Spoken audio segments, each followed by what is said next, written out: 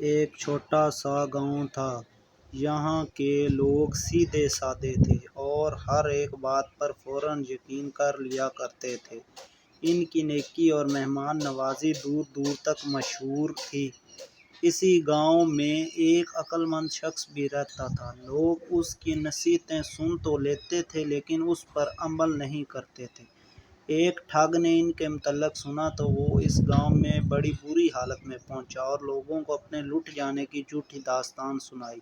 ان لوگوں نے ہمدردی کرتے ہوئے اس کی خوب آؤ بھگت کی اور رہنے کو ایک مکان میں انتظام کر دیا۔ کچھ دن گزرے تو ٹھگ نے انہیں دھوکہ دینے کا سوچا۔ اس نے لوگوں سے کہا، مجھے ایک کلاڑی دے دیجیے، میں لکڑیاں کاٹ کر اپنا گزارا کروں گا۔ مجھے یہ اچھا نہیں لگتا کہ آپ لوگوں پر بوجھ بنا رہوں۔ لوگ خوشی سے راضی ہو گئے اور ایک کلاڑی دے دی۔ وہ کلاڑی لے کر جنگل کی طرف چل پڑا۔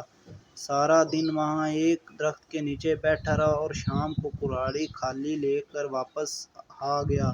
لوگ بڑے حیران ہوئے اور پوچھنے لگے کہ خالی ہاتھ کیوں لوٹ آئے ہو؟ کیا کوئی خشک درخت نہیں ملا؟ ٹھگ کہنے لگا کہ درخت تو کئی تھے لیکن جب میں ایک درخت کاٹنے لگا تو اس درخت نے مجھ سے کہا، مجھے نہ کاٹو، میں تمہیں بہت مال دوں گا۔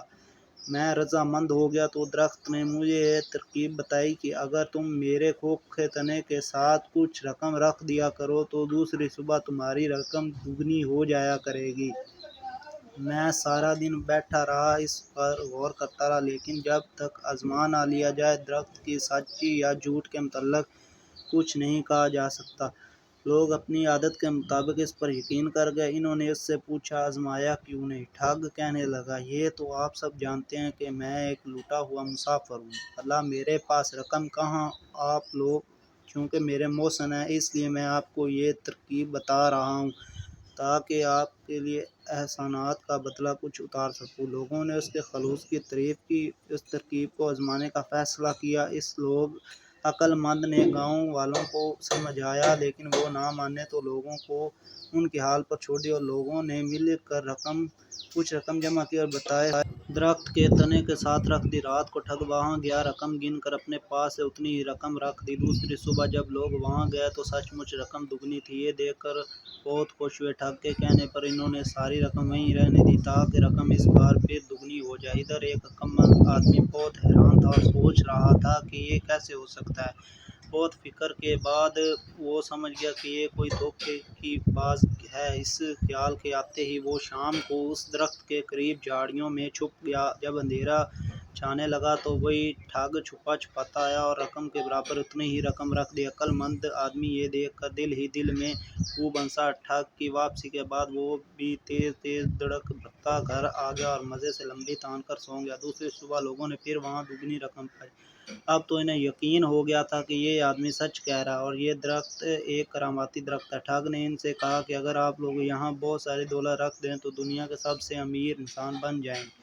لوگ لالچ میں آ گئے اور شام تک پورے گاؤں کی دولت وہاں ڈھیر ہو گئی لیکن عقل مند شخص نے اس مرتبہ بھی اپنی رقم شامل نہ کی اور یہ کہنے لگا کہ اللہ کا فضل ہے، مجھے اور دولت نہیں چاہیے۔ شام کے 7 ہوتے ہی عقل مند آدمی وہاں پہنچ گیا اور جلدی جلدی ساری رقم بوریوں میں بھر کر ایک نالے کے پاس چھپا دی اور ایک چادر میں چھوٹے چھوٹے پتھر بھر کر گٹھڑی بنائی اور اس جگہ رکھ دی۔ رات کو ٹھگ خوشی خوشی آیا۔ وہ سمجھ گیا کہ آج لوگوں نے رقم چادر میں باندھ کر رکھ دی ہے۔ اس نے گٹھڑی اٹھائی اور وہاں سے چل دیا۔ ادھر عقل مند شخص کو جب یہ یقین ہو گیا کہ اب وہ دھوکے باز نہیں آئے گا تو وہ بھی گھر واپس لوٹ آیا۔ دوسری صبح جب لوگ خوشی خوشی وہاں پہنچے تو وہاں سے رقم غائب تھی۔ انہوں نے اپنے سر پیٹ لیے۔ وہ ٹھگ کی طرف آئے لیکن وہ بھی غائب تھا۔ شام تک وہ اسے ڈھونڈتے رہے لیکن وہ نہ ملا۔